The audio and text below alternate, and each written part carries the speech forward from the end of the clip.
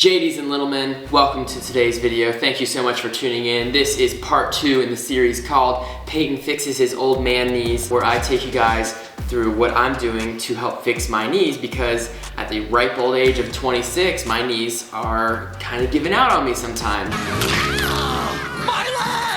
And while I'm not having trouble walking around and doing basic tasks, I have pain when I do heavier squats, and I used to not have pain when I would do heavier squats, and I would like to get back to that point. In the last video, I went over the peptides that I'm doing and how they're going to help my knees, and I will leave the little quick click thing right here for you guys. I'll leave that in the description below as well as the first link. But in today's video, I'm gonna go over the other things that I'm doing aside from the peptides to help work on my knees and make them nice and new again, so I don't have to get joint replacements before I'm 50 years old. So as previously mentioned, the very first thing, and I would say probably the most important thing that I'm doing to help my knees right now, is peptides. I'm taking TB500 to help reduce inflammation, and I'm doing BPC 157 to help speed along the healing process, especially once the inflammation is out of the way. So I'll be doing a 12-week cycle of that. I'm on week 2 or 3, and after I get to week 12, I will make a video and give you guys an update. The next thing that I'll be doing to help improve my knee health is stretching. Now, this is something that I should be doing for every muscle in my body, but I'm gonna be spending a little extra time stretching my legs, more specifically the areas around my knees, because if I do not properly stretch or have the elasticity or flexibility in these joints and muscles that are connected to my knees, then I am more likely to get injured, and they're going to be tight and tense, and I just don't need that. But there's kind of a catch here. I think a lot of people are missing stretches for the rectus femoris and the IT band. So first I'll start off with the IT band. I'm going to be doing IT band specific stretches because I had an injury in my left knee once because I had distal IT band syndrome and I wasn't stretching it properly to help get rid of that. So once I went to physical therapy, started stretching it, it went away, massaging it out as well, doing all those things. So there's that. And then the rectus femoris, I feel like a lot of people don't end up getting that stretched properly. It is one of your quads. Now 3 of your quads originate on your femur, and then they go down to the ischial tuberosity, okay? But the rectus femoris originates on the anterior inferior iliac spine. That is a lot of anatomy and physiology right there. But that means that just bending your knee won't actually fully stretch it. You have to put your hip into extension and your knee into flexion in order to fully stretch that muscle. So the next thing that I'm doing to fix my knee pain is specific exercises for targeting knee pain and helping to fix your knees. Professionally, I am a physical therapist assistant.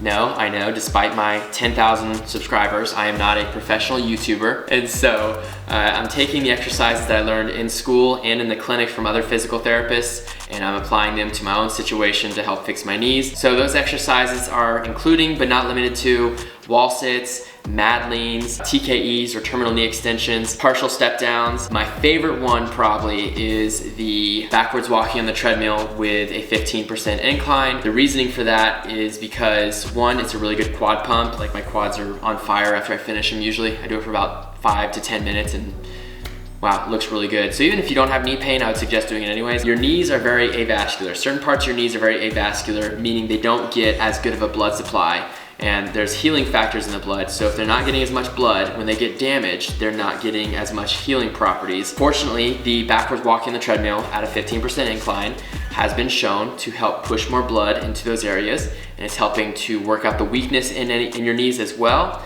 And I have used it very consistently for my leg days. Like, I'm not very consistent with the other exercises, but I've been consistent with this one, and I am noticing some improvements, and my knees do feel a lot more warmed up for the rest of my leg days when I do them. So the next thing that I'll be doing to help fix my knee pain is I'm taking these chondroitin pills right here.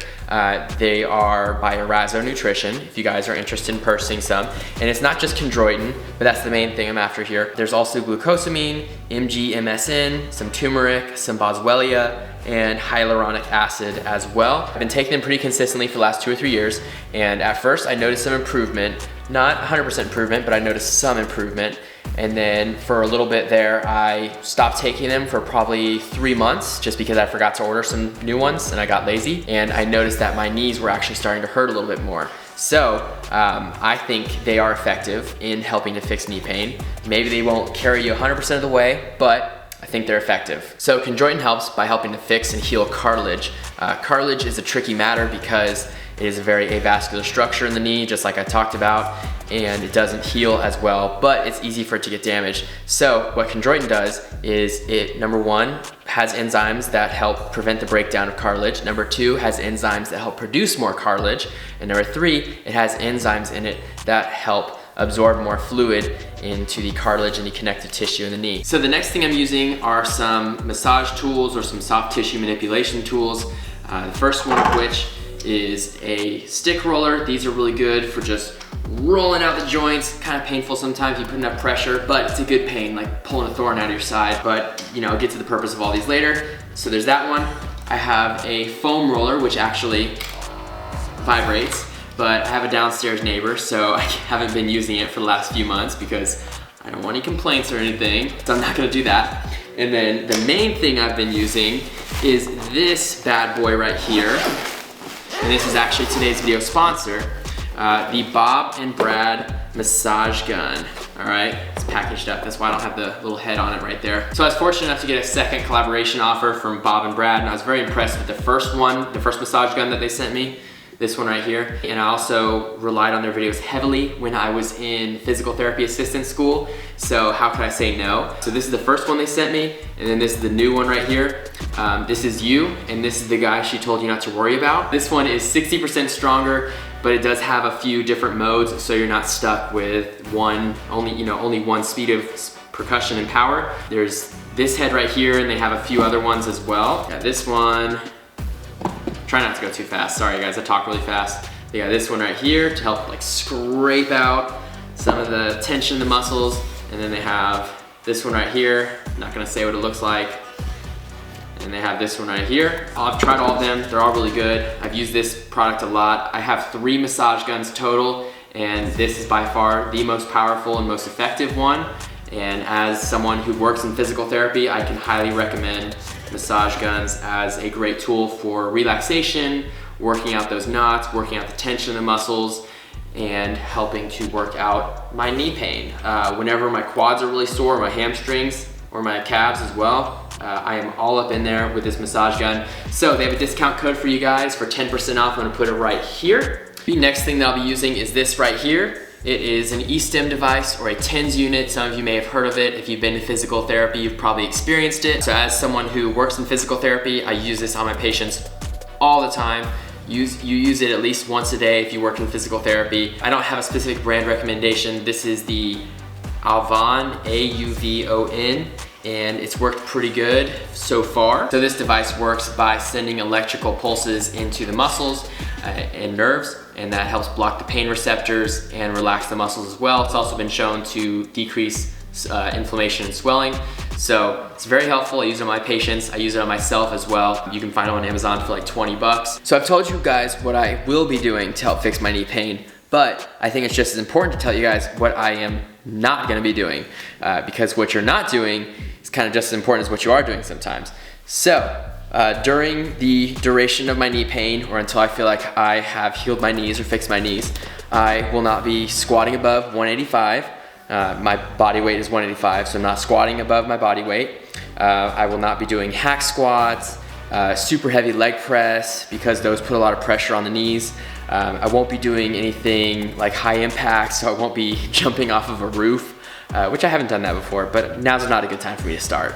And then in addition to that, I really wanted to get back into martial arts, because I used to do Brazilian Jiu-Jitsu and Judo, but I will not be doing that. Why? Because that's one of the reasons my knees hurt in the first place, probably.